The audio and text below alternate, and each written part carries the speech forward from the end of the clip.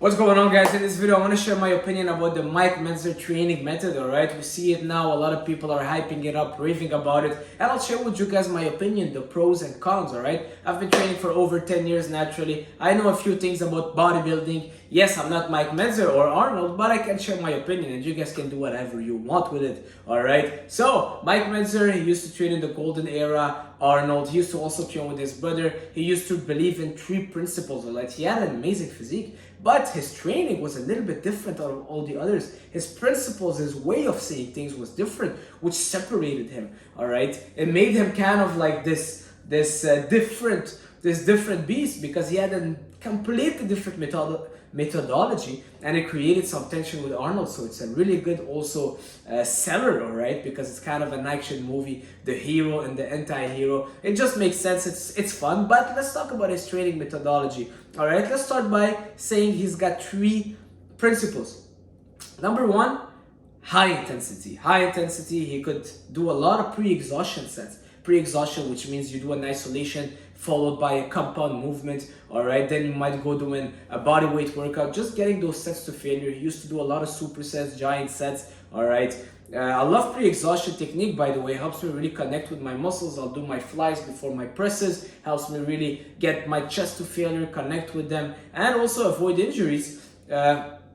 He used to bring every single set to failure. All right, so he would believe that like at the last rep your shoulder shouldn't move. By the way, he got injured for 4 years where he couldn't train. That's what I read. So he injured his shoulder. I don't know if it's because the intensity was a little bit too high, but I'll talk about that a little bit later. So he used to love high intensity, which I really love. All right, and I believe all the bodybuilders in that era were training in a high intensity method. All right, so now where it gets a bit different and a bit different than the others. Number 2, low volume workouts.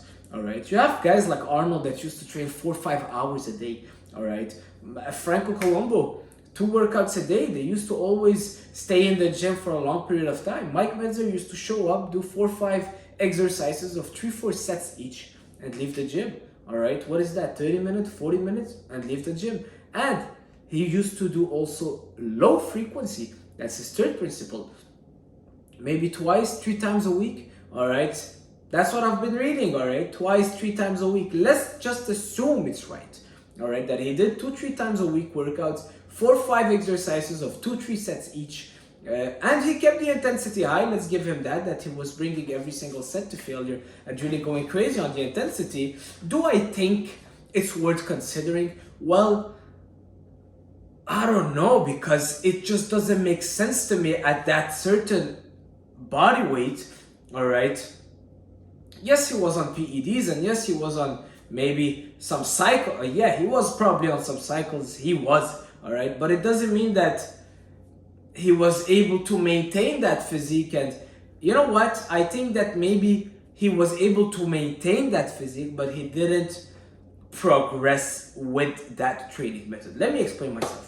All right, we all know that maintaining a body doesn't need as much effort as progressing. You need a third, all right, even maybe less. You can do 1-2 workouts a week and you'll be maintaining a pretty good shape. All right, your muscle mass will stay there if you're eating well enough protein. All right, but to progress, at a certain point, your body, you're putting that stimulus in the gym, you're doing, let's say, 4 sets for your chest. At a certain point, your chest adapts to that chest, and your chest just needs more. All right, it needs more volume. He can say that you gotta up the intensity and do more reps or do more weight, but at a certain point, the volume factor has to come in. It might be the last factor to come in, but it will have to. All right, if you want to keep progressing. I just don't believe that you can progress with such low frequency and such low volume. All right, if you're starting the gym, you're a beginner, you can go to the gym, do 2 or 3 sets, all right, of your chest or any upper body. You will grow because your body is still kind of shocked by the stress. Your body will react well to it, and it's a positive stress. All right, but with time the threshold goes up, and you gotta add the intensity, you gotta add the frequency, you gotta add the volume. All right, it goes step by step. And yes, you cannot just keep adding and then end up doing 20 hours workout, because then you reach a point where you're overstressing your nervous system. Most studies will show that between 60 and 90 minutes you'll be good. You're overstressing your nervous system. After that, cortisol level go up. It becomes counterproductive. You're catabolic. Not ideal. All right. So finding that sweet spot. But then again, 3 sets too low. I don't think it's enough. 2-3 workouts a week. I don't think it's enough. All right. I think that at a certain point you gotta bring up that volume. You gotta bring up that frequency, and you can't just keep progressing. Especially at his body weight, his mass, he was monstrous. All right, you want to tell me that he was getting all those gains, shaped up that body with just 3 workouts a week of that low frequency? I do not believe it. That low volume, I do not believe it. I believe that he progressed in another way and then he maintained that way. Then I'm all for it. Yes, probably he maintained. I can maintain now with 2 workouts a week, no problem. All right. Now you're asking yourself if you should be doing it as a natural. Well, if you're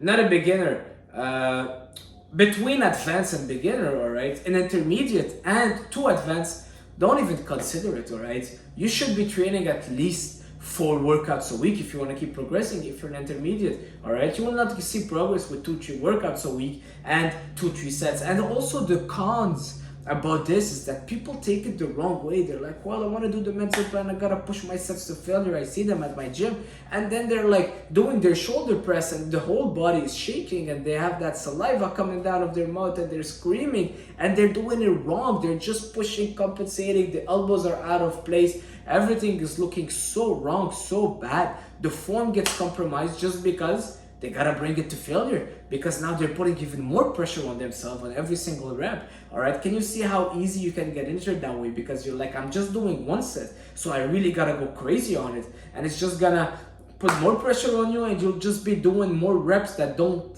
necessarily help you grow, but will just get you injured. That's maybe, I would assume that's how Mentzer got injured and he stopped his career. All right, so going to failure a lot of times. Can you imagine going to failure on the bench? All right, and then you want to tell yourself that you gotta do as many reps as you can, and then the bar is there and you can't do anymore, but you gotta press it, and then your butt comes off, and then your shoulders, and you're shrugging. It's so high risk of injuries, and it's not gonna get you more chest development.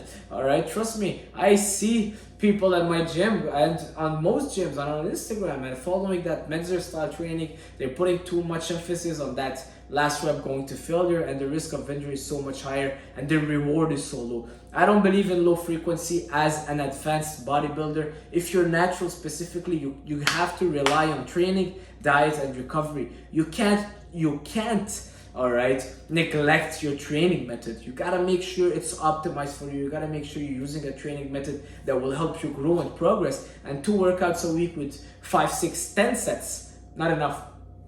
More volume, more frequency. The more advanced you get, the more your body needs. All right, yes, we reach a point where we stay there. We're not gonna do 100 sets a workout, but we're not gonna do 4 or 5 sets neither. All right, so that's it for this video. The pros of it is the high intensity. I love the fact that he did a lot of pre-exhaustion, a lot of drop sets, a lot of supersets, a lot of giant sets. All right, that's what I saw. His diet was pretty sharp. He was a fan of carbs, which I like. I love carbs as well. So that's my opinion, guys.